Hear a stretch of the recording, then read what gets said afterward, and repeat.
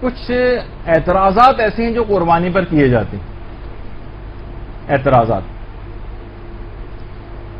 پہلا تو چیز یہ کہا جاتی ہے کہ قربانی پر اتنا زیادہ پیسہ خرچ کیا جاتا ہے، اس کے بجائے اگر ہم رفاہی کام کریں، غریبوں کی امداد کریں، تو کیا یہ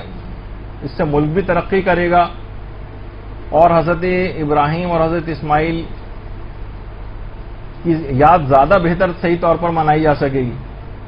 دیکھیے، یہ بات جو کہی جاتی کہ قربانی جو تھی حضرت ابراہیم اور حضرت اسماعیل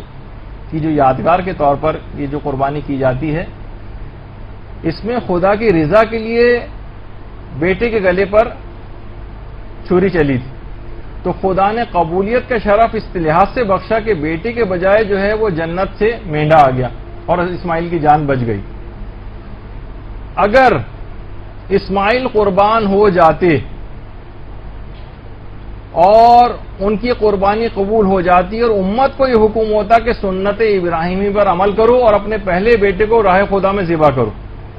تو کتنا بڑا امتحان آپ کے لیے ہوتا، کتنے لوگ اس امتحان پر پورے اترتے. لہذا خدا نے اپنے عاجز اور کمزور بندوں کے اوپر اپنا فضل فرمایا اور اولاد کی قبول فرمایا. اب لوگ اس سے بھی فرار اختیار کرنا چاہتے ہیں کہ اس جانور کو بھی ہم ذبح نہ کریں. دیکھیے، قربانی ایک مقصد کے تحت ہوتی ہے اور اس کا مقصد جو ہے رضا الہی کا حصول، یعنی خدا کی رضا حاصل کرنے کے لیے جو ہم رقم خرچ کرتے ہیں، کیا یہ رقم جو ہے یہ پیسوں کا ضیاع ہے، یا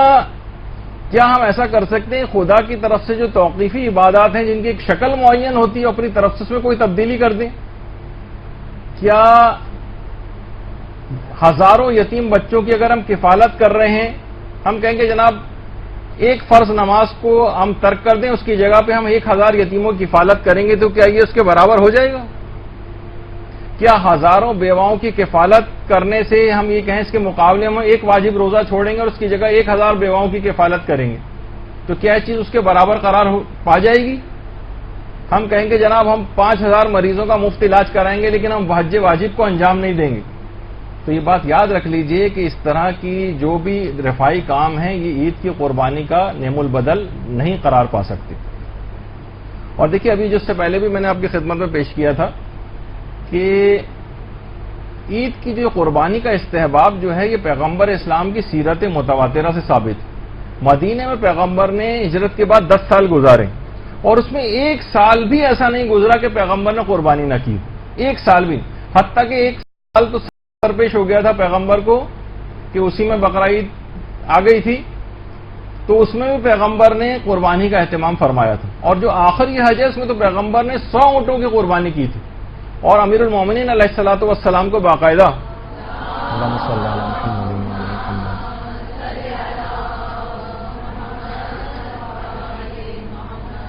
دیگر اہم کاموں کے ساتھ جب یمن بھیجا تھا اور اس کے بعد یمن سے واقع غدیر میں امیر المومنین یمن تشریف لے گئے تھے اور وہاں سے آ کر پیغمبر کو غدیر کے میدان میں جوائن کیا تھا. تو یمن جو بھیجا تھا اور بہت سارے کام تھے، اس میں سے ایک کام یہ بھی تھا کہ اونٹ لے کر آنے ہیں وہاں سے، کیونکہ اتنی تعداد میں اونٹ نہ مکے میں دستیاب تھے اور نہ مدینے میں دستیاب تھے. اور اس کے بعد جو 10 ذی الحجہ کا روز تھا، مصروف ترین دن تھا پیغمبر کا. پیغمبر اسلام نے 10 ذی الحجہ کو 63 اونٹ اپنے دستے مبارک سے ذبح کیے. 63 اونٹ 63. اگر آپ حساب بھی لگا لیں کہ اگر ایک اونٹ پر اوسطاً 5 منٹ بھی اس کو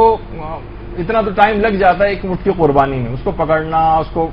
وہ گرتا ہے، اور بہرحال تقریباً 5 منٹ بھی اگر ہم لگا لیں تو 63 اونٹ ذبح کرنے میں کم سے کم 5.25 گھنٹے پیغمبر کو لگے ہوں. تو وہ رسول جو ایک لمحہ بھی زندگی کا ضائع نہیں کرتا تھا، وہ جو ہر وقت تبلیغ کے اندر مصروف رہتے تھے، سوتے بھی بہت کم تھے،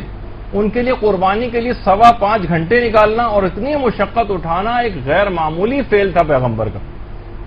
اور خاص طور پر اس کی اہمیت یوں اور بڑھ جاتی کہ پیغمبر اسلام کے دیکھیے معاشی حالات جو تھے ان کا اگر ہم جائزہ لیں تو پیغمبر کی یعنی بیک وقت 9 گھروں کا خرچہ پیغمبر اٹھاتے تھے. اس کا بارے گنا پیغمبر اسلام کے کاندھوں کے اوپر تھا. مجموعی لحاظ سے آپ کو پتہ ہے کہ حالات مالی اعتبار سے اتنے سازگار نہیں ہوتے تھے، اکثر فاقوں کی نوبت رہتی تھی، اور خود ازواج رسول فرماتی ہیں کہ اکثر مہینوں ہم پر ایسے گزر جاتے تھے کہ ہمارے گھر میں چولہا نہیں جلتا تھا اور گزارا فقط کھجور اور پانی کے اوپر ہوتا تھا، اور کہیں سے اتفاق سے کبھی ہدیے میں گوشت آ جاتا تھا تو ہم کھا لیتے تھے۔ ایسے حالات میں پیغمبر اسلام کا 100 اونٹ قربان کرنے کے لیے وسائل مہیا کرنا قربانی کی اہمیت کو کتنا زیادہ بڑھا دیتا۔ اور اہم بات یہ تھی کہ یہ جو اونٹ تھے، پیغمبر اسلام نے جو 100 اونٹ ذبح کی تھی، ان سب کا گوشت بھی تقسیم کرنے کا اہتمام نہیں فرمایا تھا، بلکہ ہر اونٹ میں سے ایک ٹکڑا لے لے کے پکوایا تھا۔ اس کا مطلب یہ ہے کہ وہ افراد جو یہ لوگ کہتے ہیں کہ لازمی طور پر جب تک اس قربانی کا گوشت صحیح طور پر تمام دنیا کے مستحقین میں تقسیم نہ ہو تب تک یہ قربانی ضائع سمجھی جائے گی، ان کی یہ بات بالکل عبث اور بیکار ہے، کیونکہ پیغمبر اسلام نے بھی اس کا اہتمام نہیں کیا تھا۔ اور یعنی دوسرے الفاظ میں کسی بھی وجہ سے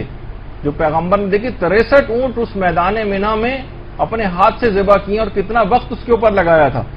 اور بہت سے اس میں اس کو تقسیم کرنے کا بھی اہتمام نہیں کیا تھا۔ اس کا مطلب ہے گوشت کا کسی بھی وجہ سے تقسیم نہ ہونا حکم قربانی میں کوئی خلل نہیں ڈالتا ہے۔ ہم لوگ کہتے ہیں کہ بھائی جب تک یہ قربانی کا گوشت مستحقین تک نہ پہنچے جب تک یہ قربانی ضائع نہیں، ایسا نہیں ہے، وہ ضائع نہیں ہے۔ اس سے حکم قربانی پہ کوئی فرق نہیں پڑتا، اس سے کوئی اس کی اہمیت کم نہیں ہوتی۔ اس کی وجہ خود پروردگار عالم نے قرآن میں یہ بات فرما دی ہے کہ ہم تک نہ تو اس کا گوشت پہنچتا ہے نہ خون پہنچتا ہے، صرف تقویٰ پہنچتا ہے۔ یعنی پروردگار عالم کو اس کے گوشت کی تقسیم سے اتنا غرض نہیں ہے، وہ آپ کی نیتیں دیکھتا ہے، آپ کا خلوص دیکھتا ہے، اور آپ کس ارادے سے آپ نے کیا ہے اس کو دیکھتا ہے۔ تقویٰ آپ اس کے نتیجے میں حاصل ہوا یا نہیں ہوا اس کی طرف اس کی نگاہ ہوتی ہے۔ اور مدد تو اس میں خود بخود ضمنی طور پر آ ہی جاتی، اور کچھ احمق تو یہاں تک ہیں جنہوں نے یہاں تک لکھ دیا ہے، میں ان کے نام بھی نہیں لوں گا، کہ قربانی کی رسم کو کہتے ہیں کہ یہ بے فائدہ ہے اور یہ وحشی قوموں میں ہوا کرتی تھی، سوائے اب تو کسی بھی قوم میں باقی نہیں رہی ہے، سوائے ایک مسلمانوں میں اب یہ صرف باقی رہ گئی۔ اور وہ یہ کہتے ہیں جو بکرے اور جانور کی گردن پہ جو چھری چلتی ہے یہ سب مال ضائع ہو جاتا ہے، اس کا نہ کوئی عقلی فائدہ ہے اور نہ ہی اس کا کوئی مادی فائدہ ہے۔ جبکہ دیکھیے خود قرآن اس رسم کے متعلق کیا کہہ رہا ہے، لکم فیہا خیرن، اس میں تمہارے لیے سراسر بھلائی اور خیر ہے۔ اور یہ حضرات یہ کہتے ہیں کہ نہیں اس کے اندر کوئی خیر اور بھلائی نہیں ہے۔ تو اور ہماری جن کو میں کہہ رہا ہوں کہ سو کالڈ انٹیلیکچوئلز جو ہیں وہ کہتے ہیں یہ ایک فضول اور مصرفانہ رسم ہے، فضول خرچی۔ اب خود آپ بتائیے کون احمق اس رسم کو احمقانہ کہہ سکتا ہے کہ اس کے خود اقتصادی اور معاشی فائدے، جیسے آپ کہہ رہے ہیں نا کہ اس کو بہتر ہوتا کہ ان پیسوں کو جو ہے کسی اور معاشی اس میں ترقی میں لگایا جاتا ہے، خود معاشی اور اقتصادی فائدے اس میں اتنے زیادہ ہیں۔ کتنے غریب ایسے ہیں جن کی مہینوں وہ گوشت کھاتے رہتے ہیں جبکہ عام حالات میں ان کو یہ گوشت کھانا نصیب نہیں ہوتا۔ کیا یہ آپ کے نزدیک اصول معیشت کے خلاف بات ہے؟ لاکھوں انسان ایسے ہیں جو باقاعدہ غلہ بانی کے اندر سال بھر جانور پالتے ہیں اور یہ ان کی روزی روٹی کا ایک بہت بڑا ذریعہ ہے۔ کیا ان سب کو آپ کی ایک بات کہہ کے ہم بے روزگار کر دیں اور ان سب بے روزگاروں کو روزگار مہیا کرنا ہم یہ کہیں گے کہ یہ عبث ایک چیز ہے؟ یہ تمام افراد کتنے زیادہ اس کے اندر کتنے لوگوں کا روزگار اس سے وابستہ ہے، خود اصول معیشت کے مطابق ہے۔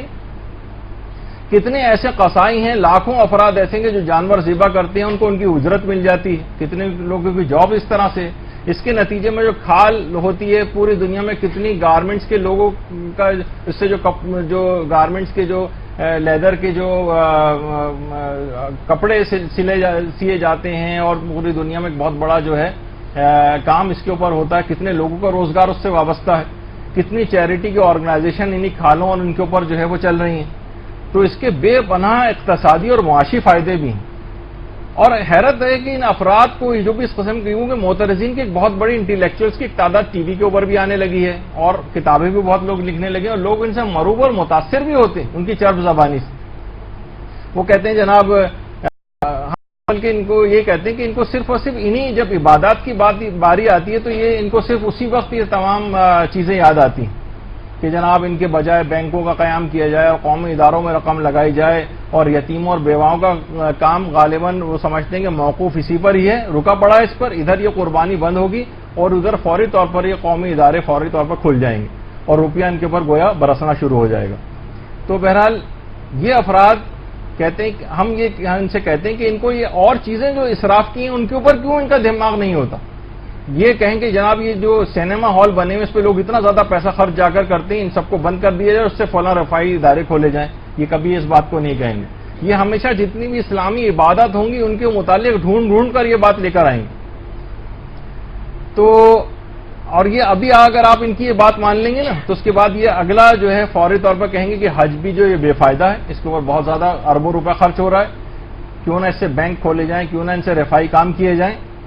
جیسے وہ ہے نا کہ ایک صاحب نے اعتراض کیا تھا ایک سگریٹ پینے والے پر